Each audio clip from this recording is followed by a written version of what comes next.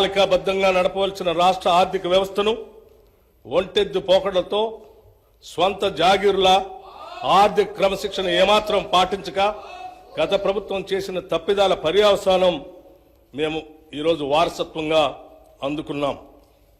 రాష్ట్ర విభజన నాటికి ఎంతో సమృద్ధిగా ఆర్థికంగా పరిపుష్టిగా ఉన్న రాష్ట్రం నేడు అప్పుల కుప్పగా మారటం విచారకరం. కనీసం రాష్ట్ర ప్రభుత్వ ఉద్యోగుల వేతనాల చెల్లింపులకు, పెన్షన్ చెల్లింపులకు కటకటలాడి సరైన కాలంలో చెల్లించకపోవటం వారి ఆర్థిక క్రమశిక్షణ రాహిత్యానికి, ప్రజా సంక్షేమంపై నిర్లక్ష్యానికి మచ్చుతునక మాత్రమే. ఇటువంటి నిర్లక్ష్య వైఖరి వలన అటు ఉద్యోగులు, పెన్షనర్లు మాత్రమే కాక సామాన్య ప్రజలు, ప్రభుత్వ పథకాలపై ఆధారపడిన అభాగ్యులు, పేద ప్రజలు చెప్పుకోలేని కష్టాలు పడ్డారు. మా ప్రభుత్వం ఏర్పడే నాటికి కుంటుపడిన ఆర్థిక వ్యవస్థను గాడిలో పెట్టడం మేము ఎదుర్కొన్న పెను సవాలు. తలకు మించిన రుణభారం ఉన్నప్పటికీ దోబరా ఖర్చులు కట్టడి చేసి ఆర్థిక క్రమశిక్షణతో పాలన ప్రారంభించాం. తద్వారా ఉద్యోగులకు, పెన్షన్దారులకు సకాలంలో జీతాలు చెల్లించడానికి వెసులుబాటు కలిగింది.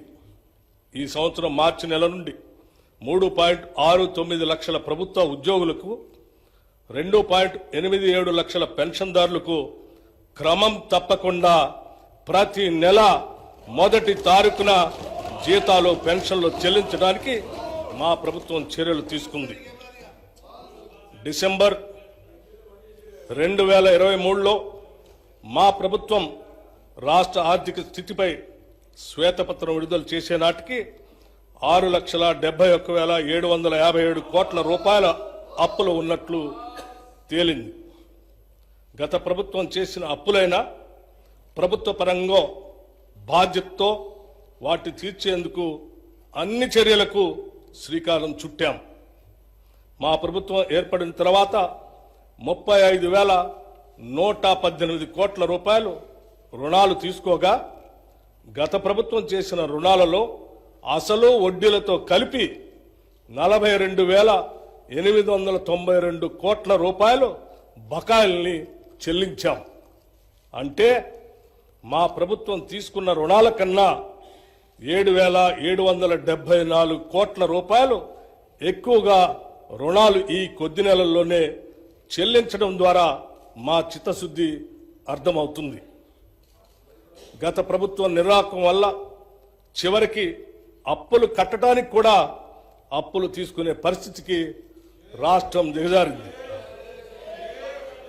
రాష్ట్ర ఆర్థిక పరిస్థితి ఎంత క్లిష్టంగా ఉన్నా సంక్షేమాన్ని మాత్రం మేము విస్మరించలేదు. డిసెంబర్ నుండి నేటి వరకు 34,579 కోట్ల రూపాయలు వివిధ పథకాలపై ఖర్చు చేశాం. ఈ పథకాల్లో ముఖ్యమైనవి మహిళలకు ఉచిత బస్సు ప్రయాణం, 200 యూనిట్ల ఉచిత కరెంట్, రైతు భరోసా, బియ్యంపై సబ్సిడీలు మరియు చేయూత. సంక్షేమంతో పాటు మూలధన వ్యయానికి, క్యాపిటల్ ఎక్స్పెండిచర్ కూడా అదనంగా 19,456 కోట్ల రూపాయలు ఖర్చు చేశాం. తెలంగాణ రాష్ట్రం ఏర్పడిన 10 ఏళ్ల తర్వాత వాస్తవానికి దగ్గరగా ప్రణాళికాబద్ధమైన బడ్జెట్ను తొలిసారిగా మా ప్రభుత్వం 2024 ఫిబ్రవరి 10న శాసనసభలో ప్రవేశపెట్టడం జరిగింది.